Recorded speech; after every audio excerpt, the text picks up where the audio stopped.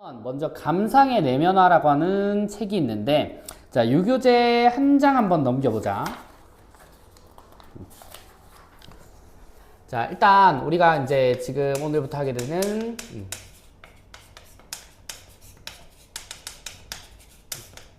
자, 감상의 내면화라고 하는 교재는 뭘 위해서 존재를 하는 거냐면, 자, 우리 3쪽에 이제 감상의 내면화 하면서 뭐 그림 하나가 있지.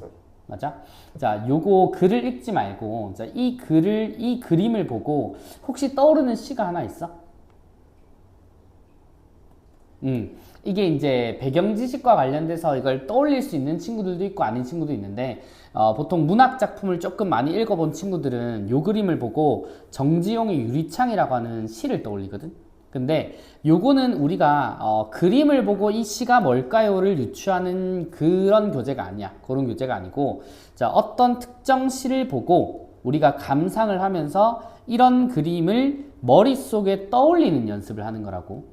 그래서 요 감상의 내면화라고 하는 요 교재의 가장 큰 목적이, 자, 너네들의 문학 감상력을 키워주는 데 있다고. 자, 요거 왜 키워야 되냐면, 우리가 내신 대비 때는 시험 범위에 나온 작품들을 공부하고 시험을 친단 말이야, 그치? 근데 우리가 수능이나 모의고사를 칠 때는 어떨까? 이제 나중에 풀어보면 알겠지만은 거의 한 90% 이상이 안 배웠던 지문들이 나올 거야. 그러면 그런 지문들을 풀어낼 때 안 배웠으니까 못 풀어요 라고 하는 거는 내신 대비에 한한 거고, 자, 우리가 안 배웠던 지문이라도 꼼꼼하게 읽고 풀 수 있는 건, 자, 이 감상력을 기르냐 마냐 있단 말이야. 그래서 이 교재는 그걸 보조해 준다라고 생각하면 돼. 그래서 오늘은 이걸 이제 스스로 감상을 해보는 시간은 다음 시간부터고, 이 감상을 위해서 꼭 알아야 되는 개념 정도로 우리 오늘 이 교재에서 좀 정리를 할 거야. 알겠지? 자, 그래서 감상의 내면화라는 건 어떤 시를 감상하고 머릿속으로 이미지를 그려낼 수 있는 과정이라고 생각하세요. 자, 그러면 한 장 더 넘겨보면, 자, 우리가 시감상은 그냥 보고 이 시는 이런 느낌이네 이게 아니라고. 자, 우리가 시에도 여러 가지 개념 요소들이 있어. 요 개념 요소들은 아마 중학교 학교 과정에서도 어느 정도 배우고 했었던 용어들일 거야. 자, 예를 들어 화자라고 하는 말을 들어보지 않았잖아, 그치? 자, 뭐 시적 대상, 청자 많이 들어봤을 건데, 자, 우리는 요런 걸 고정적인 하나의 틀로 잡고 작품 속에서 얘네들을 찾으려고 노력을 해야 돼. 알겠지? 자, 그러면 일단 자, 하나하나씩 정리를 좀 해보자고. 자, 첫 번째 우리가 이제 꼭 알아야 되는 개념 중에 하나는, 자, 화자라고 하는 개념입니다. 화자. 자, 화자는 말할 화에 사람 자자를 써서, 자, 시에서 말하고 있는 사람이다 라고 하는 건 일반적인 해석이고, 자, 여기 화자를 보세요. 자, 시 속에서 말하는 사람을 뜻한다. 자, 화자는 시인을 대신하기도 하고 시인 본인일 수도 있다라고 하는데, 자, 하나 더 적어줍시다. 자, 화자라고 하는 친구는 시 속에서 정서를 느끼는 주체라고 하는 말을 적어주자. 자, 시 속에서 정서가 뭐야? 감정이잖아, 그치? 자, 이 감정은 청자도 아니고요. 자, 이 시를 읽고 있는 독자도 아니고 가장 먼저는 화자가 느껴야 되는 거야. 자, 그래서 이 화자라고 하는 개념은 시 속에서 정서를 느끼는 주체다라고 얘기를 하고, 자, 그러면 시에서 화자는 어떻게 찾나요? 라고 하는데, 자, 밑에 보면, 자, 글씨체가 조금 다른 게 있을 거야, 그치? 자, 직접 제시가 있고 간접 제시라고 하는 개념이 있어요. 자, 우리 통상 요럴 거야. 시에서 화자 어떻게 찾아요? 라고 했을 때 나를 찾아봐 이런 소리 많이 들어봤을 거지.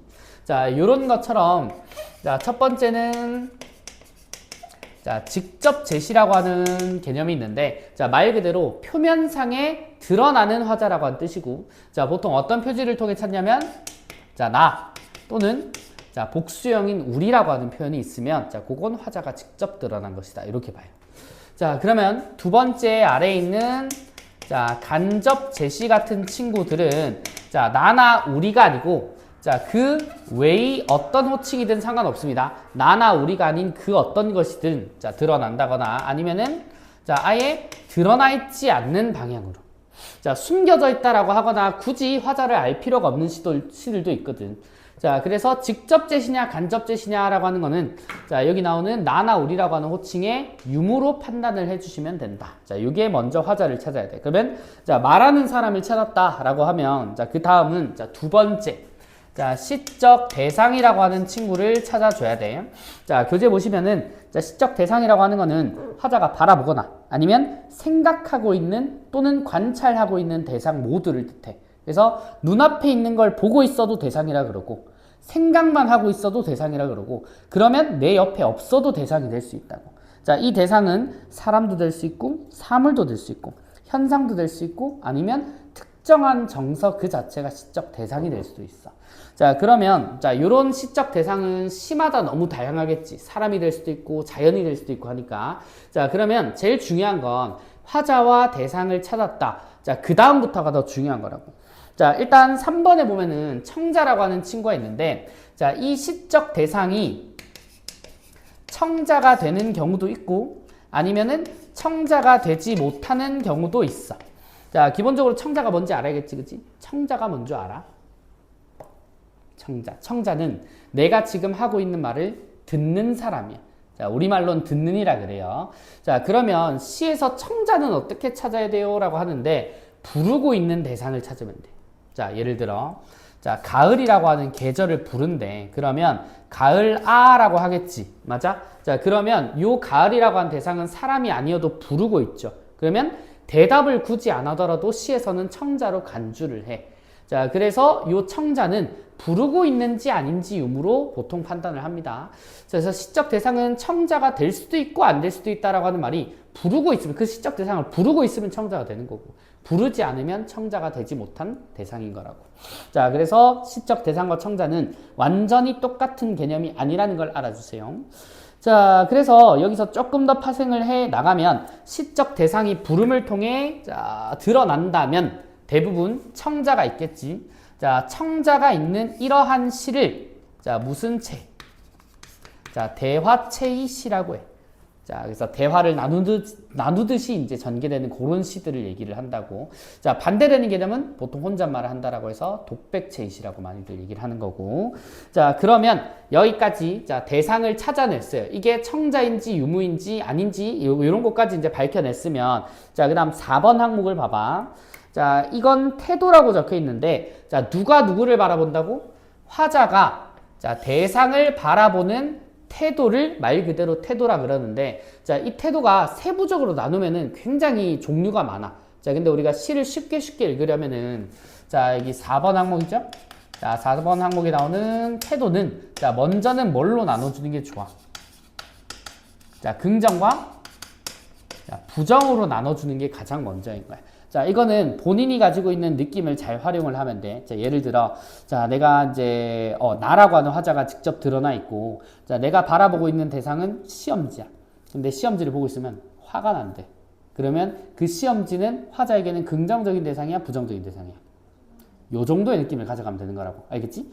자, 그래서 태도는 자, 우선은 긍정과 부정으로 먼저 나눠주고 자, 그 다음 우리가 이제 세부적으로 공부가 필요할 때는 긍정 중에서 어떠한 태도냐 아니면 부정 중에서 뭐 냉소냐 아니면은 뭐 비판이냐 이런 어조나 태도들이 많이 있겠지.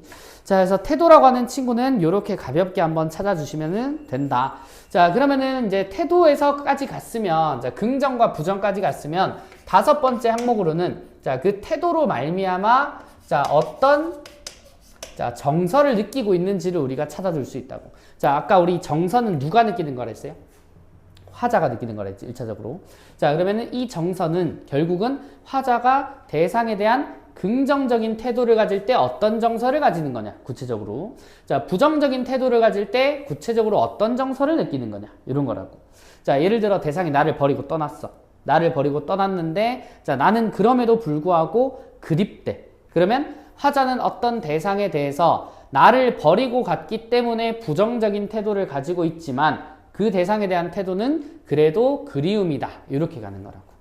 자, 그래서 단계별로 찾아준다라고 해. 자, 그러면 여기 1번부터 5번까지를 통상 찾아주면 자, 그때서부터 뭐가 나오기 시작하냐면 자, 이 시에 큼지막한 주제가 나오기 시작해. 그래서 우리가 시 공부할 때 보면은 내신 대비 때도 어떤 시 공부하고 주제는 이거구나, 주제는 이거구나 이런 식으로 외워지, 그치? 근데 보통 그거는 암기를 위한 공부고 우리가 시를 감상한다라고 하는 측면에서면 자, 1번부터 5번까지 자, 어느 정도 찾아내고 분석이 되면 주제가 어느 정도 자유롭게 나올 거야. 자, 예를 들어 어떤 대상이 나를 버리고 이제 떠나가서 너무 그리워요. 자, 그러면 그게 바로 주제가 된다고. 나를 버리고 간 임에 대한 그리움. 이렇게 합치면 그냥 그 주제가 되는 거야. 자, 그래서 주제는 시인이 시를 통해 전달하려는 핵심 의미나 정서를 말하는데 시의 모든 표현은, 자, 여기 표현에 동그라미 쳐볼까? 자, 이 표현은 결국 주제를 효과적으로 드러내기 위한 장치다라고 합니다. 자, 그래서 이걸 두 가지로 다시 좀 나눌 텐데, 자, 주제를 효과적으로 전달을 해야 될 거 아니야, 그치? 자, 이 효과적인 전달을 위해서, 자, 시에선 보통 두 가지를 많이 활용을 해. 자, 그게 7번 항목에 나오는 운율이야. 자, 운율 뭔지 알지? 시에서 느낄 수 있는 여러 가지 리듬감. 자, 특정 시어를 반복할 수도 있고, 아니면은 어떤 문장을 반복할 수도 있고, 자, 아니면은 특정한 막 글자 기억을 계속 반복할 수도 있는 거, 후렴구를 쓸 수도 있고, 여러 가지 방법이 있잖아, 그치? 자, 첫 번째는 운율을 통해 주제를 강조해요. 자, 그다음 두 번째는, 자, 여기 나오는 아까 우리 동그라미 쳤던 표현이라고 하는 친구 있지? 자, 이게 8번 항목에 나오는 표현, 자, 방식이라고 하는 거라고. 표현 방식.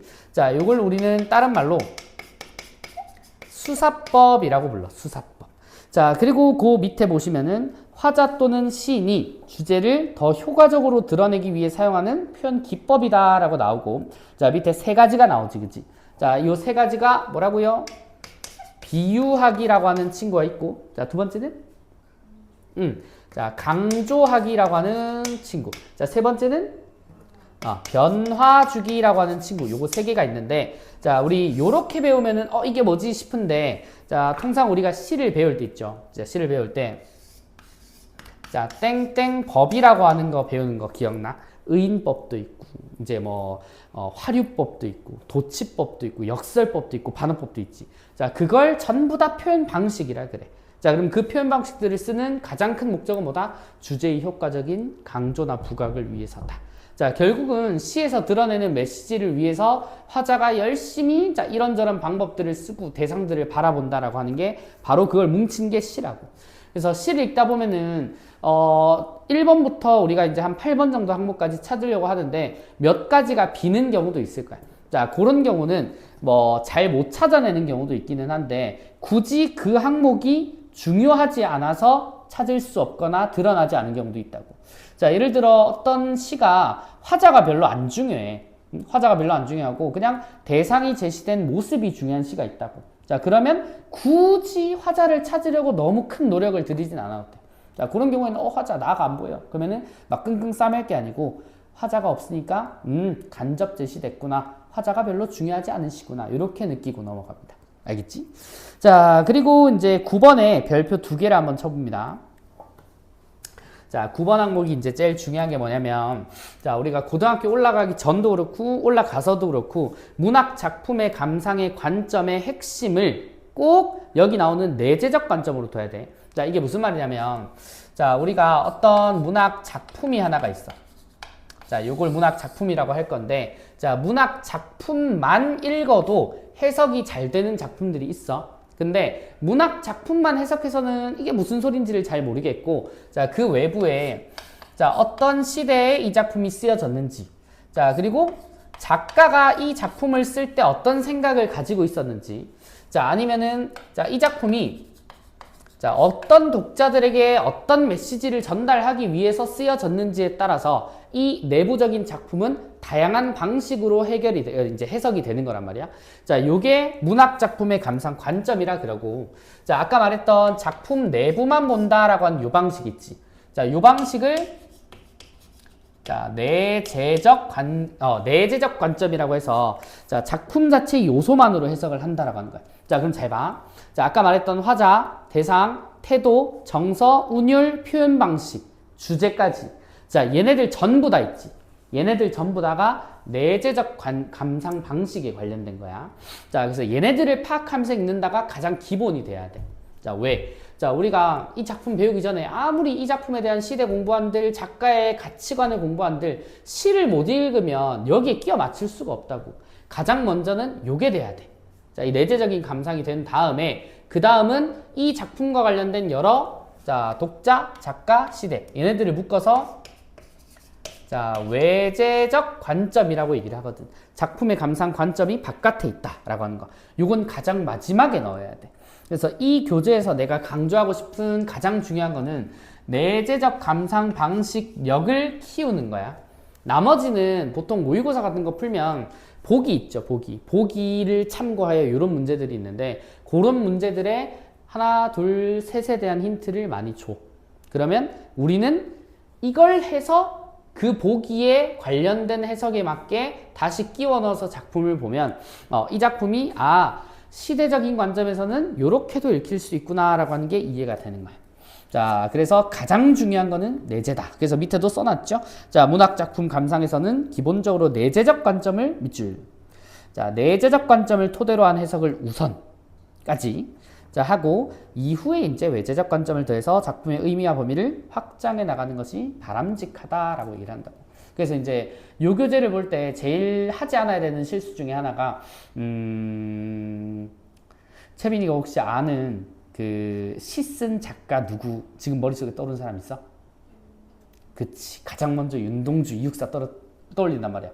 근데 우리 애들은 윤동주를 너무 이제 많이 배워가지고 윤동주 하면 뭐부터 생각해? 별에는 밤. 그건 이제 시국. 윤동주가 살아왔던 시대. 뭐지? 일제 강점기부터 생각을 해. 그래서 윤동주 씨의 모든 어둠은 다 일제 같고, 다 절망적인 현실 같고, 그렇게 끼워 맞추는 해석 방식을 많이 쓴단 말이야. 근데 반대로 생각해야 돼.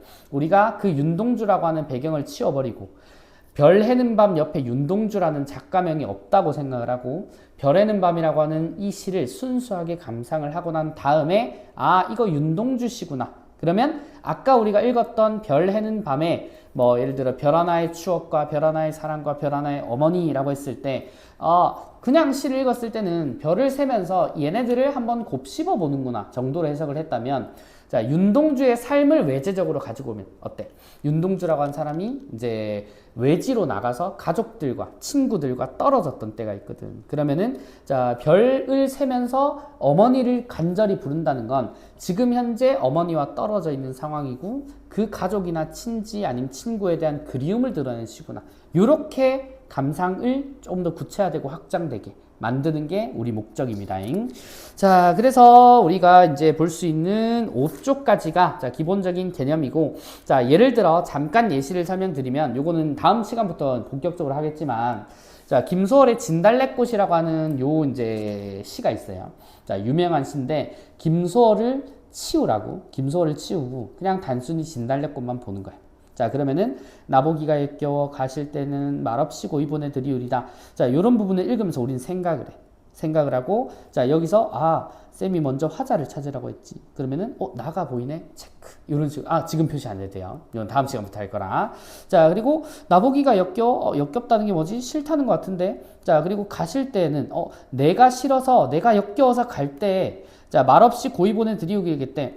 대상이 누군지는 안 나왔지만 나를 싫어해서 떠나려는 사람이 있고 자, 그 사람을 말없이 내가 고이 보내주겠다라고 하는 것까지 우리가 볼 수 있지. 그럼 여기서 우리가 알 수 있는 건 아직 이름은 안 나오지만 내가 사랑했던 이나 내가 만나고 있던 사람인가 봐. 자, 그 사람이랑 떨어진다라고 하니까 나는 굳이 붙잡지 않고 말이 없이 그냥 조용히 보내주겠다. 자, 이별을 수용한다. 자, 요런 거지. 자, 그러면 아까 우리가 본 것처럼 화자는 나라고 직접 제시돼 있어요. 대상은 누군지는 모르겠지만 화자랑 이별을 하려는 대상 같아요. 자, 그 다음 태도. 자, 그에 대한 태도는 말없이 고이 보내주겠다라고 하니까 아직은 예측이야. 그러면 그 대상이 싫어서 그런지 왠지 부정적인 태도를 가진 것 같아요. 자, 그리고 자, 정서를 보아하니 아직까지 이제 어떤 글자로 우리가 정확하게 명확하게 규정 지을 수는 없지만 자, 대상을 보내주겠다라고 하니까 슬픔이나 아니면 대상이 떠난 이후에 그리움 정도를 드러낼 것 같아요. 자, 요런 방식으로 우리는 생각을 해야 돼. 정해진 틀에 맞게 감상하는 게 아니고. 자, 그렇게 감상을 다 끝내잖아. 그러면은 내가 감상하는 시간을 그렇게 줄 거야. 그때는 가만히 보는 게 아니야. 아까 내가 말했던 이런 요소들을 시 속에서 찾으려고 계속 표시해야 돼. 표시하고, 자, 그 다음 내가, 감상 시간은 끝났고, 자, 한번 여기 네모 빈칸 있지. 거기 보면은 머릿속으로 한번 떠올려봐. 눈을 감아도 되고 안 감아도 되지만은 머릿속으로 떠올려보면서 너네들이 해석한 걸 이미지로 그려봐 라고 한 다음에 자, 여기서 스포는 하지 않겠습니다. 자, 뒤에 여기 이제 보면은 명언이 하나가 있고, 자, 그 다음 장 넘기면 안 돼. 그 다음 장에 진달래꽃을 이미지화한 예시 그림이 있는 거야. 그래서 이 그림이 내가 머릿속으로 생각한 이미지와 어느 정도 일치를 한다면 그래도 이 시의 느낌을 잘 알고 간다라고 보는 거지. 자, 그러고 나서는 진달래꽃에 대한 세부적인 내용들은 배워야 되는 부분은 배우고 넘어간다. 이렇게 보는 거야. 자, 여기서 이제 내가 이제 선정한 작품들이 한 10작품 정도가 있는데, 괜히 선정을 한 게 아니고, 요 근처에 이제 범서, 천상, 아니면 이제 뭐 외고 같은데, 그런 데에서 실제 이번에 개정된 교과서에 드러난 문학 작품들 있지. 시작품들. 걔네들을 뽑아서 수록을 해 놓은 거야. 그래서 내년 교과서 작품들을 미리 보기도 하고, 자, 그런 작품들을 분석하기도 하고, 그리고 때로는 뒤에 이제 문제도 있을 거라서 이런 문제를 풀 때는 우리가 어떻게 풀어 나가야 되는지, 그냥 단순히 눈으로 보고 푼다의 개념을 조금 벗어나게 될 거야. 알겠지?